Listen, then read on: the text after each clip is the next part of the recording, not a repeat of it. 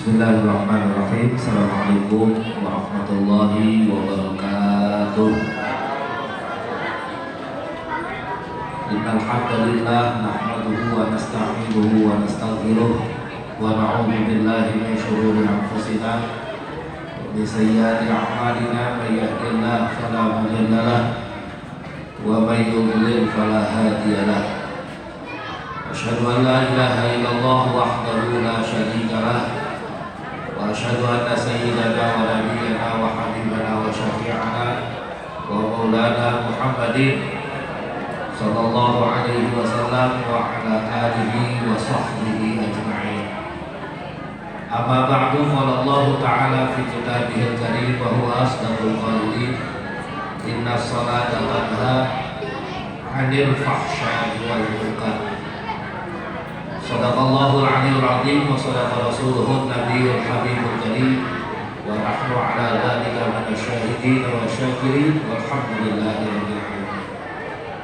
Para kiai, para habaib, bapak-bapak, ibu-ibu yang dimuliakan Allah Subhanahu wa taala. Alhamdulillah kita masih diizinkan Allah Subhanahu wa taala duduk di tempat yang mulia, yang menjadi rumah dari rumah-rumahnya Allah Subhanahu wa taala. Semoga duduk kita di tempat ini menjadi pelebur atas dosa-dosa kita. Amin ya rabbal alamin. Salawat beserta salam semoga selalu tercurah kepada junjungan kita Nabi besar Muhammad sallallahu alaihi wasallam yang harapannya semoga kita kelak mendapatkan syafaat dari baginda Nabi. Bapak Ibu yang dimuliakan Allah Subhanahu wa taala, kalau kita pengen bahagia, kalau kita hidup pengen bahagia, maka sholat adalah jawabannya. Setiap hari kita ini sebetulnya dipanggil oleh tukang adzan.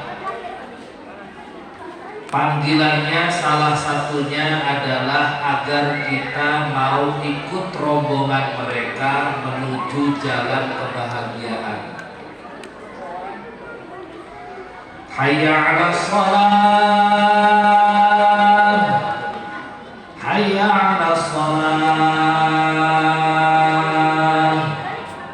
hayya 'alal falah, hayya 'alal falah. Kan setiap hari dipanggil nih. Tukang adzan itu manggil, panggilan pertamanya hayya 'alas shalah, yuk sholat. Kalau kurang mempan ajakan tersebut, Allah Subhanahu wa taala nyuruh tukang adzan panggilan yang berikutnya hayya 'alal falah, hayo menuju bahagia.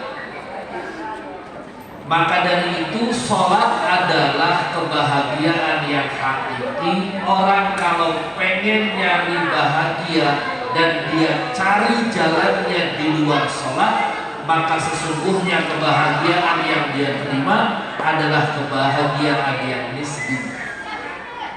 Nah, cerita nih bapak-bapak, uang pengen senang, pengen bahagia, ngalap suhur, jalan-jalan di pantai Gopeng, barang baliknya kelindas. Sebabnya kenapa? Layong tek duit, pegel lahir badan, senangnya ngan sedenget doang, iya. Senang yang hakiki, senang yang benernya malah ditinggalkan. Nah, kalau misalkan sholat itu adalah kebahagiaan yang hakiki, maka itu juga yang akan menjadi sebab kenapa Rasulullah Shallallahu Alaihi Wasallam di Isra dan Mi'rajkan. Rasul di Isra dan Mi'rajkan di saat sedih, ditinggal istrinya, ditinggal pamannya, wayah sedih, diajak kemudian oleh malaikat Jibril untuk berjumpa dengan Allah Subhanahu wa taala sampai kemudian baginda Nabi Muhammad bahagia dan dioleh-olehkan sholat, diberi sholat, agar apa? Kebahagiaan tersebut juga bisa dirasakan oleh umat baginda Nabi besar Muhammad Sallallahu Alaihi Wasallam. Nah, cuma ini yang berat nih Bapak Ibu. Orang pengen dapat bahagia dari sholat, gimana caranya supaya sholat kita bikin bahagia? Nah, ini gimana caranya? Otomatis syarat rukun fikih sholatnya, nah ini yang harus dibenahi, dibenerin. Orang gak bakal bener sholatnya kalau wudhunya gak bener, maka wudhunya dulu dibenarkan. Wudhu juga gak bakal bener kalau kita ceboknya, menghilangkan najisnya juga gak bener.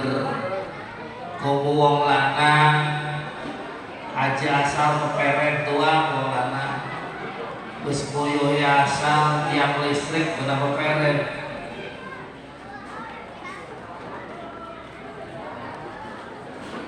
Dicebok bener baru kemudian belajar wudhu, wudhu bener baru kemudian belajar nutup aurat, bener belajar mencari kiblat, kiblat yang bener di mana, bener itu semua belajar waktu sholat, baru kemudian belajar sholatnya dari mulai takbiratul ihram sampai salam. Oh bapak-bapak, ini lumayan ngajinya berat. Maka alhamdulillah kalau kebahagiaan itu nempelnya di sholat, ditempelkan di dalam sholat, maka kebahagiaan itu bukan barang yang mahal. Kenapa? Karena kalau bahagia Allah tempelkan di ibadah haji, maka orang kaya, orang yang mampu yang bisa bahagia. Kalau bahagia nempelnya di orang yang puasa, maka mereka yang puasa gak bakal bisa bahagia. Kalau bahagia nempelnya di zakat, berat bagi mereka-mereka yang tidak mempunyai kemampuan untuk mengeluarkan zakat. Nah, alhamdulillah, summa alhamdulillah kalau kemudian bahagia yang hakiki yang benar itu justru nempelnya di dalam sholat. Nah, alhamdulillah, bapak-bapak sholat gampang, gak ada air bisa tayamum, gak ada tayamum bisa sholat, namanya faqidut tahuren. Gak punya baju bisa sholat bebugilan, syaratnya sholat ini rumah aja di masjid. Gue suruh lagi sholat di masjid di pengimaman bisa, kan repot.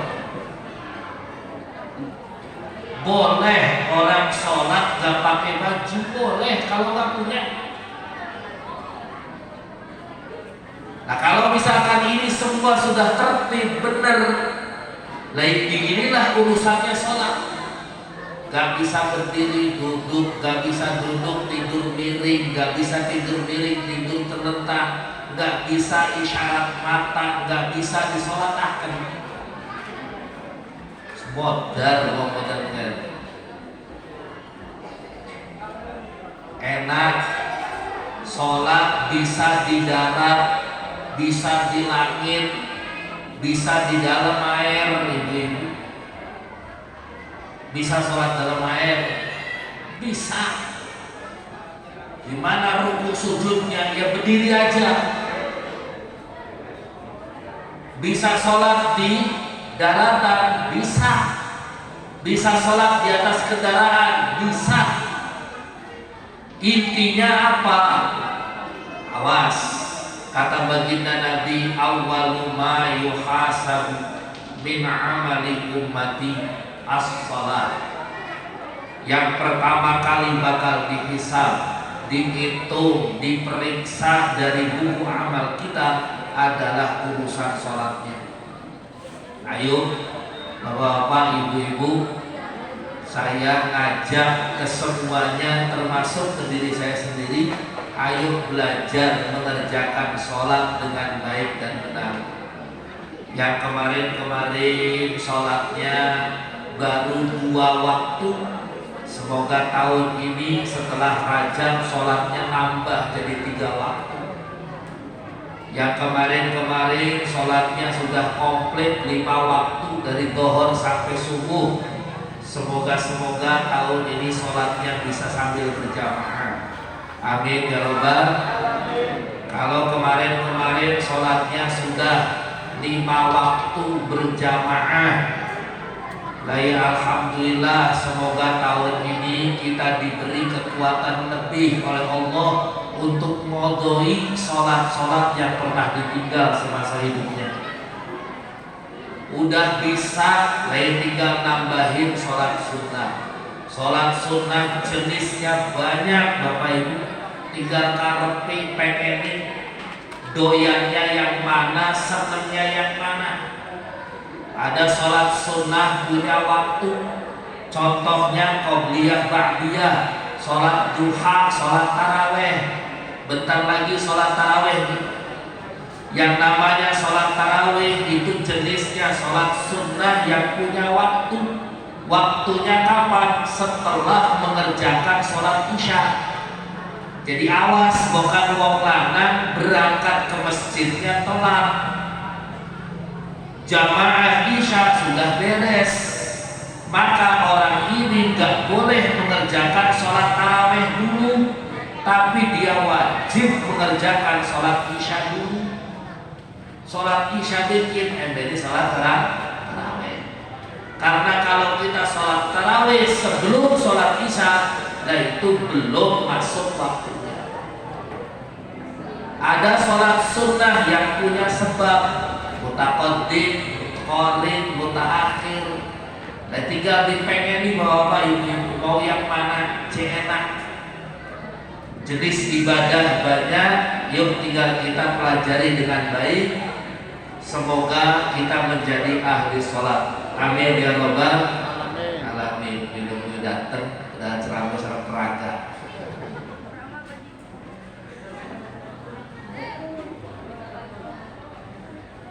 Satu lagi, ada satu keterangan yang kemarin saya sempat sampaikan di majelis, bahwa ketika seseorang datang ke Imam Ahmad bin Hanbal, dia bertanya tentang orang yang mengerjakan sholat di dalam masjid dan mereka kemudian sholatnya rada rapih, rada bagus. Apakah sholat mereka yang mengerjakan sholatnya di dalam masjid itu termasuk ke dalam riya, kategori riya? Dijawab oleh Imam Ahmad bin Hanbal, tidak. Tapi itu adalah barakatul muslimin ala muslimin. Justru itu adalah keberkahan orang Islam terhadap orang Islam yang lain. Gara-gara sholatnya orang, kita jadi semangat mengerjakan sholat. Ini maaf Bapak, kadang-kadang ada orang yang menjustis kita ini baru belajar sholat, sholatnya belajarnya di masjid, berangkat ke masjid. Jangan dikira kemudian orang yang sholat di masjid itu riya, pengen dilihat orang, bukan. Kenapa? Ya karena dikerjakan rame-rame berjamaah. Lain ceritanya kalau misalkan kita ngerjakan sendiri pengen dilihat orang. Justru gara-gara sholat yang dikerjakan oleh orang lain, kita akhirnya timbul semangat untuk mengerjakan sholat secara baik. Nah inilah yang disebut oleh Imam Ahmad bin Hanbal bahwa itu bukan termasuk perbuatan riya, tapi itu adalah berkah seorang muslim terhadap muslim yang lain. Kita baca Fatihah kurang pati enak, barang sholat di masjid imamnya kebetulan hafal Quran, maca Fatihah enak, suaranya bagus, kan nyantir manis senang kan sholat imam. Los teman suaranya oleh enak tuh. Kalau sholat di masjid jadi tambah enteng. Kenapa? Lah orangnya nanti ragam-ragam. Gak bedanya ibu-ibu sholat puasa rajab sendirian, dia capek berat. Beda dengan puasa Ramadan enteng. Kenapa? Rame-rame. Inilah yang disebut dengan keberkahan orang muslim terhadap keberkahan muslim yang lain. Semoga manfaat ibadah kita, sholat kita terutama menjadi sholat yang diterima oleh Allah Subhanahu wa Ta'ala.